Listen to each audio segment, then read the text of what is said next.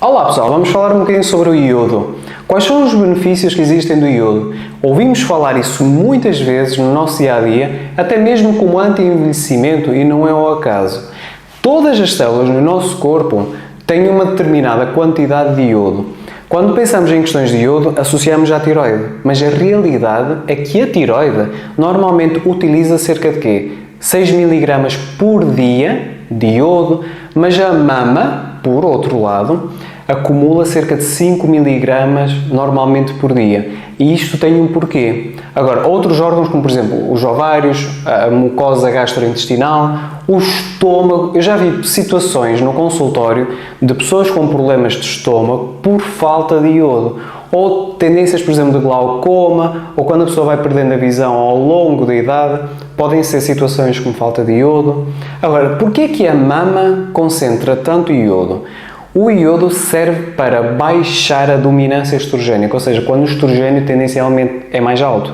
E muitas mulheres, por exemplo, que têm uma fibrose a nível, por exemplo, da mama, tendencialmente o que é que fazem?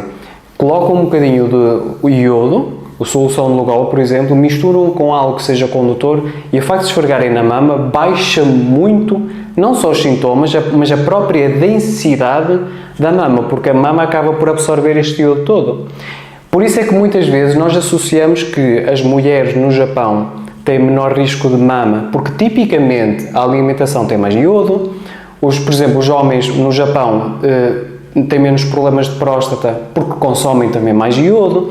O iodo não funciona só a baixar o estrogênio na mulher, pode baixar aquele estrogênio que se converte em testosterona no homem e baixar, por exemplo, o risco de problemas de próstata.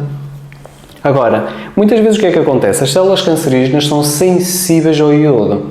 A forma como normalmente o iodo é aplicado baixa a inflamação e torna as células cancerígenas mais sensíveis de fazerem apoptose, que no fundo o que é? Aquela morte programada em que elas simplesmente morrem. Todas as nossas células no corpo têm um tempo de vida. As células cancerígenas tendencialmente são imortais. E o iodo sensibiliza muito este mecanismo da apoptose das células cancerígenas. Agora, muitas vezes qual é a preocupação? É o perigo de sobredosagem. Pensem desta forma, o iodo é daquele micronutriente que dificilmente há uma sobredosagem, a não ser que a pessoa utilizasse quantidades muito altas. Pessoas, por exemplo, com hipertiroidismo não devem, por exemplo, utilizar o iodo, é uma contraindicação. Agora, é difícil chegar a essa sobredosagem, até porque muitas vezes o iodo compete com flúor, com brómio, por exemplo, que nós muitas vezes não estamos expostos, e eu estou a ser totalmente sarcástico, nós estamos muito expostos a brómio e flúor.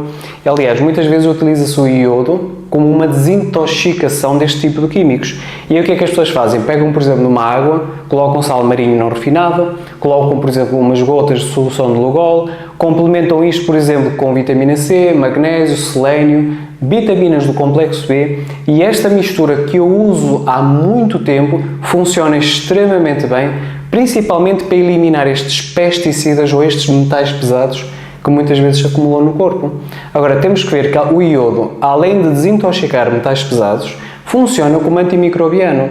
Vocês têm a percepção, por exemplo, que muitas pessoas, quando têm problemas de garganta, a garganta toda inflamada, se as pessoas colocassem um bocadinho de iodo em água e fizessem gargarejos com isto, sabem que isto é uma coisa que iria acalmar muito a infecção, não só porque é anti-inflamatório, mas também porque iria baixar o quê? A recorrência de bactérias, vírus, fungos na garganta. Portanto, aqui tem então os benefícios de iodo.